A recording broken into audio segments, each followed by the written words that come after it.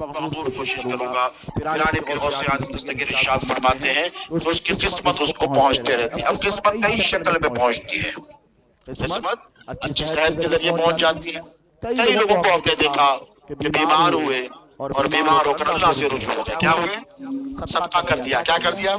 دواخانے کو جانے سے پہلے صدقہ کر دیا۔ کیا کر دیا؟ دا امراضکم بالصدقہ۔ اللہ کے رسول صلی اللہ علیہ وآلہ وسلم فرماتے ہیں کہ اپنے امراض کا علاج صدقے سے کرو۔ کس سے کرو؟ ڈاکٹر عمران صاحب بیٹھے، اللہ سلامت رکھے، آئے ہیں ماشاءاللہ، یہ ڈاکٹر ہیں، ان کے پاس جائے تو یہ کیا دیں گے؟ دوائی تو دیں گے نا۔ لیکن رسول اللہ کیا فرماتے ہیں؟ یہ ایک مسلمان کی اور خصوص قادریوں کی فکر کیا ہونی چاہیے، ہماری زندگیوں کا منہج اور طریقہ کیا ہونا چاہیے؟ رسول اللہ فرماتے ہیں دام راز بالصدقہ، اپنے بیماریوں کا علاج صدقے سے کر۔ کیوں؟ شفا اور بیماری دونوں اللہ کی طرف سے۔ کس کی طرف سے ہے؟ اللہ کی طرف۔ تو کیا اللہ اس بات پر قادر نہیں کہ تیری بیماری کو دور کر دے؟ کئی لوگوں کو میرا اپنا مشاہدہ ہے، میرا ذاتی خود تجربہ ہے کہ کوئی بیماری ہو تو صدقات میں اضافہ کر دو۔ خدا کی عزت کی قسم، اللہ اپنے حبیب کے الفاظ کی لاج رکھے گا، اور اسے رکھنی ہے، وہ رکھتا ہے، اس کا طریقہ ہے۔ حضور نے ارشاد فرما دیا، اور اس میں بہت بڑا راز پوشیدہ ہے۔ کیا ہے؟ تم 5000 روپے تو دواخانے پر خرچتے ہو، 500 روپے کبھی کسی غریب کو صدقہ دے کر دیکھو، تمہارے دواخانے پہنچنے سے پہلے اللہ تمہیں شفا عطا فرما دے گا۔ کئی لوگوں کو دیکھا بڑی بڑی بیماریوں میں مبتلا کہ وہ کرائے۔ سرکار پیر و مرشد شہزادہ غوث اعظم حضور خطیب دکن رحمۃ اللہ تعالیٰ علیہ کا بھی یہی طریقہ تھا، جو بھی آتا کہتے صدقہ کر۔ کیا کہتے؟ صدقہ کر۔ ایک وقت تو ایسا بھی ہوا، مجھے یاد پڑتا ہے کہ ایک صاحب کرے کھانے کو اپنے کچھ نہیں ہے، صدقہ کیا کرنا؟ تو بولے یہ کھانے کے رکھ، یہ صدقے کے رکھ۔ تو یہ صدقے پر ایمفسائز کیا، اس لیے کہ جب آدمی صدقہ کرتا ہے تو قسمت اس تک پہنچ جاتی ہے۔ تو کبھی صحت کے روپ میں پہنچتی ہے اور کبھی علم کے روپ میں پہنچتی ہے۔ جہل ہو تو جس چیز کی ضرورت ہو اللہ وہی تو دے گا نا آپ کو۔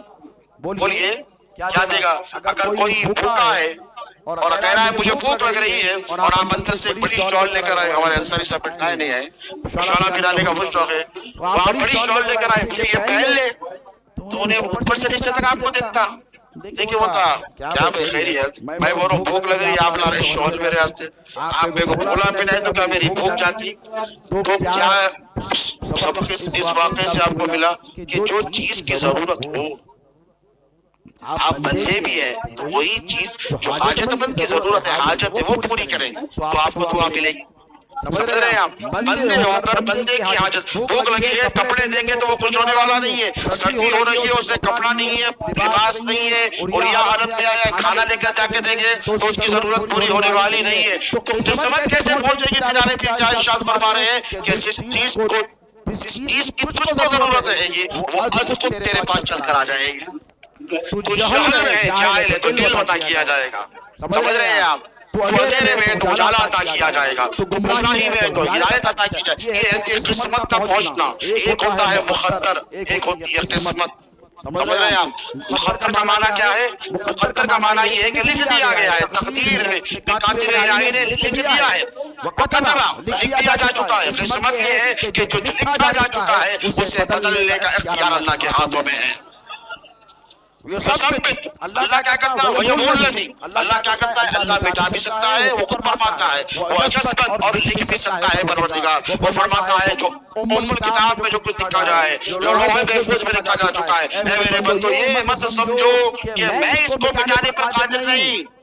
آپ یہ سمجھتے کہ ایڈٹ کا بٹن نہیں، اس نے پوری کائنات بنائی۔ وہ فرماتا ہے میں مٹاتا بھی ہوں اور میں لکھتا بھی ہوں، یعنی وہ قادر ہے اس بات پر کہ تیری تقدیر میں اگر موت لکھی جا چکی، بیماری لکھی جا چکی، گمراہی لکھی جا چکی، تو پروردگار تیری موت کو حیات سے تبدیل فرما دیتا ہے، گمراہی کو ہدایت سے تبدیل فرما دیتا ہے، اور تجھے اگر جہل رکھا ہے تو علم عطا فرماتا ہے۔ تو یہ قسمت کا پہنچنا ہے۔ اور جہاں تک عمومی طور پر لوگوں کو ایک چونکہ یہ علمی محفل ہے اور خالصتاً توحید الہی کی محفل ہے اور اللہ رب تبارک و تعالیٰ سے بندوں کو قریب کرنے کی محفل ہے، یہ ہمارا مقصد کیا ہے؟ بولیے، جو دروس پیرانے پیر کے توحید کے حوالے سے، کس کے حوالے سے؟ یہ جو الفتوح الغیب ہے، یہ خالص توحید کی کتاب ہے، یہ بندوں کو اللہ سے جوڑنے کی کتاب ہے۔ کیا ہے؟ اور جوڑنے والی ذات کون ہے؟ پیرانی پیر غوث اعظم دستگیر ہے. کون ہے بولیے؟ کون ہے پیرانی پیر؟ حضرت کامل نے بڑا خوبصورت شعر کہا تھا کہ کامل نبی کے بعد بروں کو سمیٹنا، کامل نبی کے بعد بروں کو سمیٹنا قصہ ہے صرف حضرت پیران پیر کا. رسول اللہ کے بعد اہل بیت، اہل بیت کے بعد لوگوں نے بروں کو نہیں سمیٹا، اچھوں کو سمیٹا. بھئی آپ جب مال سمیٹتے تو اچھا لیتے، برا لیتے. ہاں خراب مال لیتے، اچھا لیتے نا. خراب چورا اکر کر دیتے، اچھا جو ہے پورا سمیٹ لیتے. ایک مرتبہ بحرین سے، بحرین ایک ملک ہے جو سعودی عرب کے قریب ہے، ساحلی علاقے میں، وہاں سے مال غنیمت آیا اور بہت بڑی تعداد میں مال غنیمت آیا. تو اللہ کے رسول صلی اللہ علیہ وسلم کو چونکہ دنیا کے مال سے بے رغبتی تھی، کیا تھی؟ سرکار کو بھاتا ہی نہیں تھا نظروں میں کیا اہمیت ہے اس کی. حضور اس کی حقیقت سے واقف تھے. تو حضور پاک صلی اللہ علیہ وسلم نے دیکھا اور بانٹنا شروع کر دیا. جو آتا اسے بھر بھر کے دیتے. کیا دیتے؟ اپنے ہاتھوں سے دینے لگے. حضور کے چچا آ گئے حضرت عباس بن عبد المطلب رضی اللہ تعالیٰ عنہ، اور آ کر کہا کہ یا رسول اللہ میں لے لوں. تو حضور بانٹ رہے تھے نا، کیا کہا میں لے لوں. دیکھ لیا کہ حضور ایک ایک ہاتھ میں اٹھا کر کے بچہ دے رہے، وہی کفایت کر جاتا. حضور درس دے رہے ہیں، ان کا بھی کرنا کوئی غلط نہیں تھا. رشتہ داری بھی تھی، وہ کیا راز تھا وہ تو اللہ اس کا رسول بہتر جانے. لیکن حدیث میں یہ درج ہے. تو انہوں نے کیا کیا کہ رسول اللہ میں لے لوں نماز کے لیے. حضور کہے گا ابھی نماز کا وقت ہے. نماز پڑھ لی، پھر پلٹ کر آئے تو مال بہت دولت تھی، بہت دولت پڑی ہوئی تھی. حضور کے وصال سے پہلے کی بات ہے. آقا صلی اللہ علیہ وسلم نے کہا لے لو. کیا کہا؟ لے لو. تو انہوں نے ایک بڑا سا تھیلا لایا اور تھیلا لا کر حضرت عباس نے اس میں خوب مال ڈال دیا. اشرفیاں، ہیرے جواہرات، سونا چاندی جو تھا بھر لیا. اور جب بھر لیا اٹھانے لگے. یہ واقعی اس حدیث میں دیکھیے آپ کتنی خوبصورت حکایت ہم کو ملے گی. اور حضور نے کیوں اجازت دی؟ کیونکہ حضور کے چشمے تو بہت تو دیکھ رہی ہے اور حضور کو علم غیب ہے کہ عباس کیوں اٹھا رہے ہیں، اس کے بعد کیا ہونے والا ہے. یہ تو صحابہ کو نہیں معلوم ہے کہ رسول اللہ کو معلوم ہے آگے کیا ہونے والا ہے. حضور دیکھ رہے ہیں اچھا لے لو. تو انہوں نے کیا کیا خوب مال تھیلے میں بھر لیا. اور سونا چاندی جب ہوتا ہے تو بہت وزن ہو جاتا ہے، بہت وزن ہو گیا تو اٹھا نہیں سکے. یا رسول اللہ کسی کو دے دیجیے نا، صحابہ میں سے کسی کو دے دیجیے نا، میں مال اٹھا لیتا. حضور نے کہا نو. پھر میرے آقا نے کیا کہا؟ نو، میں کسی کو نہیں دوں گا. صحابہ بھی ہنسنے لگے. اس کے بعد کیا کہا؟ تم خود اٹھا لو. تو یعنی کیا ہے، دنیا کا مال ہے، جتنا دے رہا تھا اتنا لے لے، اتنا نہ لے جتنا تو سنبھال نہیں سکتا. اس میں راز سمجھیے آپ. ہم مانتے لے 5 کروڑ، ارے 5 کروڑ آئے تو تیرا بیٹا ہی مار دیتا تیرے کو، رات میں کھا دیتا. اللہ 5 کروڑ اس کو دیتا جس کا بیٹا فرمانبردار رہتا. کتنے کیسے سنے؟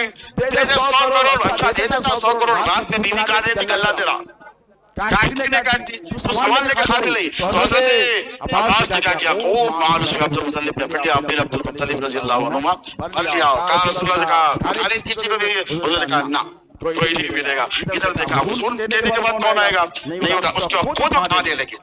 کہا ٹھیک ہے میں خود اٹھا لوں گا. خود اٹھا لے گے، نہیں اٹھا سکے، نہیں اٹھا. حضور دیکھ کے مسکرانے لگے. اب کیا کرے گا؟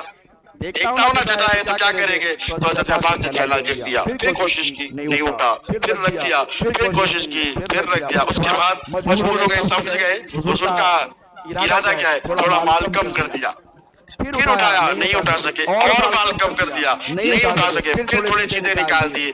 جب کم آدھے سے زیادہ کم ہو گیا، جب اٹھانے کے قابل ہو گئے، یعنی اتنا ہی ہو گیا جتنا پہلے رسول اللہ دے رہے تھے. تو آرام سے اٹھا لیا، اوپر ڈال لیا اور ڈال کے لے کے جانے لگے. تو حضور کو ٹکٹکی باندھ کر دیکھتے رہے. اس وقت تک دیکھتے رہے میرے سرکار جب تک کہ حضرت عباس بن عبد المطلب اپنے گھر کو نہیں پہنچ گئے. اور کہا کہ لوگوں دنیا حاصل کرو لیکن دنیا کی ہوس میں مبتلا نہ ہو. یعنی تم کو جو تمہارا رسول دے رہا ہے اس پر اکتفا کرو. یعنی مطلب کیا ہے کہ جو اللہ دے وہ رسول دے، جو رسول دے وہ اللہ کے. وما آتاکم الرسول فخذوہ وما نہاکم عنہ فانتہوا. اللہ فرماتا ہے کہ جو میرا نبی دے وہ لے لو. اللہ کہہ رہا ہے کہ میرا نبی دینے والا ہے، اور اللہ کہہ رہا ہے کہ نبی دے نہیں سکتا. اللہ کے حبیب نے جتنا دیا. تو اس حدیث کو سنانے کا مقصد یہ ہے، اس کا بیک گراؤنڈ پس منظر یہ ہے کہ کبھی کبھی ہم اتنا اٹھانے کے متحمل نہیں ہوتے جتنا ہم حاصل کرنے کی جستجو میں لگے رہتے ہیں. ہاں ہاں کامل نبی کے بعد وہ تو آئے گا انشاءاللہ اللہ سلامت کے ساتھ بھوک لگ رہی بس آئے. تو یہ واقعہ انشاءاللہ جزاک اللہ آپ نے یاد بھی دلایا. میں اس پہلو کی طرف پلٹ کر آؤں گا. Very good appreciated. تو ہم زیادہ حرص میں مبتلا ہو جاتے ہیں. کیا ہو جاتے ہیں؟ دنیا کی دولت اور متاع کے حرص میں مبتلا ہو کر ہم بہت زیادہ حاصل کرنا چاہتے ہیں لیکن ہم اتنا اٹھا نہیں سکتے. فورک لفٹ لا کر بھی اٹھا لیں یہ الگ بات ہے لیکن آپ کے لیے وہ اچھا نہیں ہے. جس کے لیے اچھا ہے اللہ اسے دیتا ہے اور جس کے لیے برا ہے اللہ اسے روک لیتا ہے. تو اس میں راز ہے حکمت ہے. سمجھیے آپ کے لیے وہی پیسہ فائدہ مند ہے جو آپ دنیا میں بھی کام میں آئے گا اور آخرت میں بھی. بوال جہان نہیں بننا چاہیے. تو حضرت کامل نے کیا فرمایا تھا کہ کامل نبی کے بعد گروہ کو سمیٹنا قصہ ہے صرف حضرت پیران پیر کا. اچھے اچھوں کو تو سب لے لیتے ہیں. اچھا اچھا مال ہو اندر اندر خراب رہا حق حق. لیکن غوث پاک کی شان کیا ہے؟ اچھے جو ہے وہ اللہ کے اور جو برے ہیں عبد القادر کے ہیں. ادھر آؤ تعالینا. کیا فرمایا تعالینا؟ ادھر آ. حضرت مفتی اشرف علی صاحب نے کہا تھا بڑا خوبصورت شعر ہے. بار بار پیر و مرشد بھی سنایا کرتے تھے. سرکار کے پھوپھا بھی ہوتے تھے وہ خالو بھی ہوتے تھے رشتے سے. انہوں نے صدر مفتی حیدرآباد تھے بلدہ دکن کے. انہوں نے فرمایا تھا کہ اشرف جو بڑھ گئی دل مشتر کی بے کنی. چلا اٹھا کہ خذ بیدی انت سیدی. بغداد سے کسی کے کرم نے صدا یہ دی الصالحون للہ والطالحون لی. یعنی بغداد سے غوث پاک کے کرم نے کیا صدا دی؟ جو اچھے ہیں وہ اللہ کے ہیں اور جو برے ہیں عبد القادر ان کے لیے حاضر ہے. تو کیا فرمان ہے غوث پاک کا؟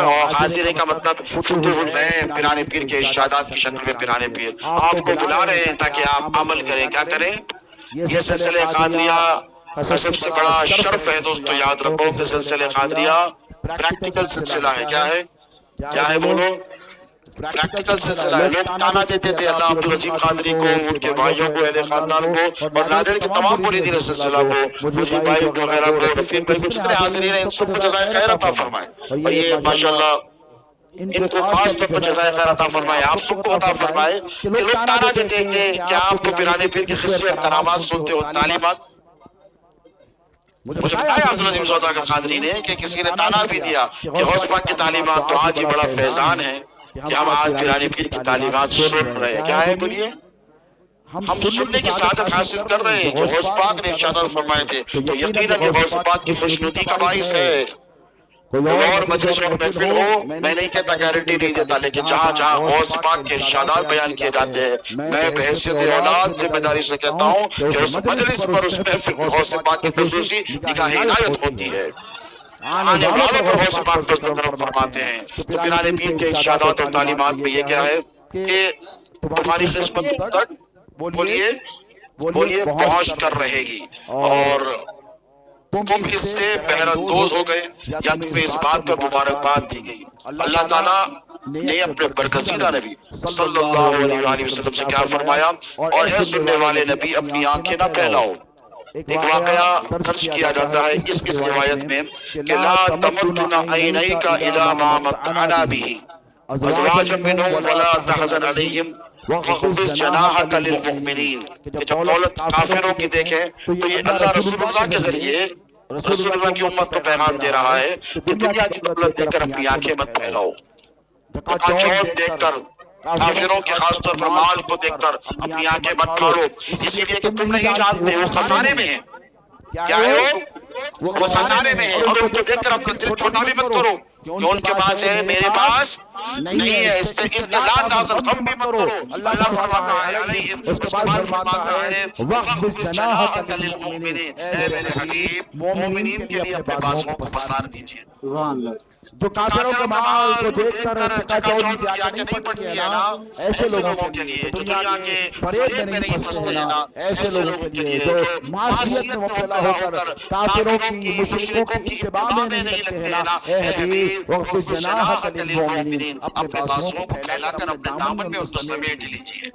تو کامل صاحب نے کیا کہا تھا, کامل نبی کے بعد بروں کو سمیٹنا قصہ ہے صرف حضرت پیرانے پیر کا. تو یہ پیرانے پیر حضور غوث اعظم دستگیر کی تعلیمات ہیں. اللہ تبارک و تعالیٰ سے خاص طور پر دعا کرتا ہوں کہ اس پر عمل کی توفیق عطا فرمائے. اور یاد رکھیے کہ پیرانے پیر کا دامن کرم یا کسی بھی شیخ طریقت کا دامن کرم کیوں ضروری ہے. جب قرآن ہے، جب حدیث ہے، تو اس پہ ضروری ہے کہ ابتدا میں میں نے کہا کہ یہ اللہ کا دستور ہے. کیا ہے؟ دستور نظام کائنات ہے. صراط الذین انعمت علیہم، اے اللہ ان کے راستے پر چلا جن پر تیرا انعام ہوا ہے. کس کے راستے پر؟ کس کے راستے پر؟ تیرا جن پر انعام ہوا ہے. غیر المغضوب علیہم ولا الضالین، ان کے راستے پر مت چلا جن پر تیرا غیر و غضب ہوا ہے. تو دو قسم کے لوگ ہیں، ایک وہ جن پر انعام، ایک وہ جو غیر و غضب کے اللہ کے مستحق بن گئے ہیں اور اللہ رب تبارک و تعالیٰ کے غیر و غضب میں مبتلا ہو کر رہ گئے ہیں. تو انعمت علیہم میں کون ہے؟ انعم اللہ من النبیین والصدیقین والشہداء والصالحین. آپ صالحین کی بات کرتے ہیں، میں تو شیخ عبد القادر جیلانی کو، میں کیا ساری دنیا سید الصالحین کہتی ہے.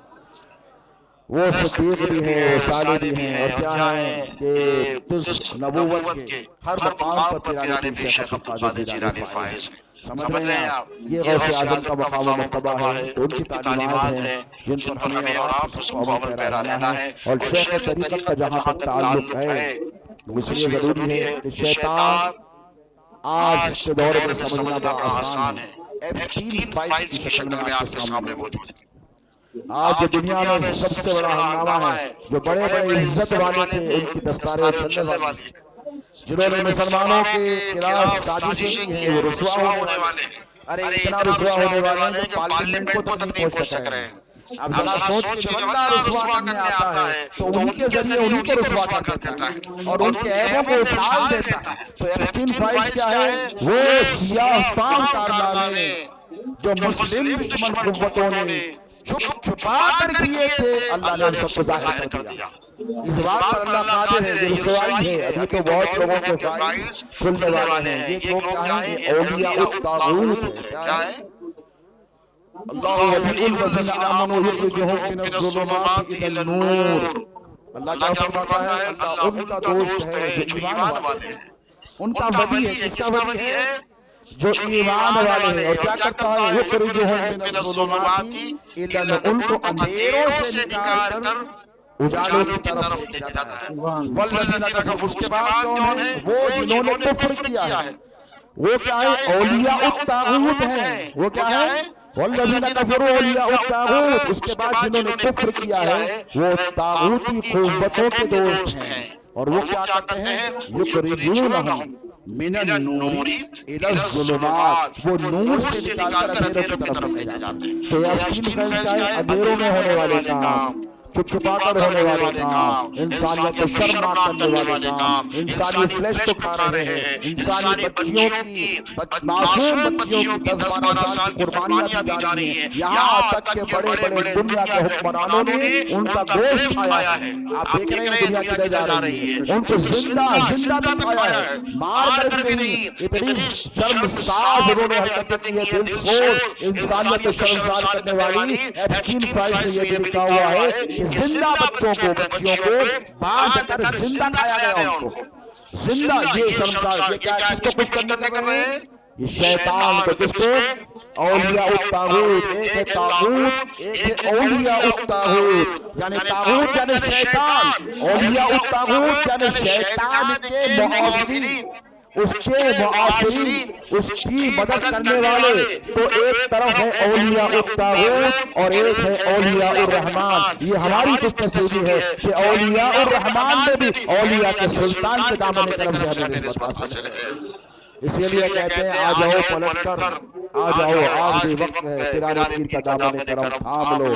اس لیے کہ اللہ فرماتا ہے وَمَن يُضْلِلْ فَلَن تَجِدَ لَهُ وَلِيًّا مُرْشِدًا، کہ اللہ جب کسی کو گمراہ کرنا چاہتا ہے تو نہ اس کا پیر ہوتا ہے، نہ اس کا ولی ہوتا ہے، نہ اس کا مرشد ہوتا ہے. اور جسے اللہ گمراہی سے بچانا چاہتا ہے تو اس کا ولی بھی ہوتا ہے، اس کا مرشد بھی ہوتا ہے. اور اللہ کا یہ کرم ہے کہ ہمیں ولی بھی دیا تو ولیوں کا سلطان، اور مرشد بھی دیا تو مرشد اعظم غوث اعظم کی شکل میں عطا فرمایا. اللہ رب تبارک و تعالیٰ سے دعا ہے کہ پروردگار ہمیں حضور پیرانے پیر غوث اعظم کے سید کے دامن اقدس سے تمسک عطا فرمائے.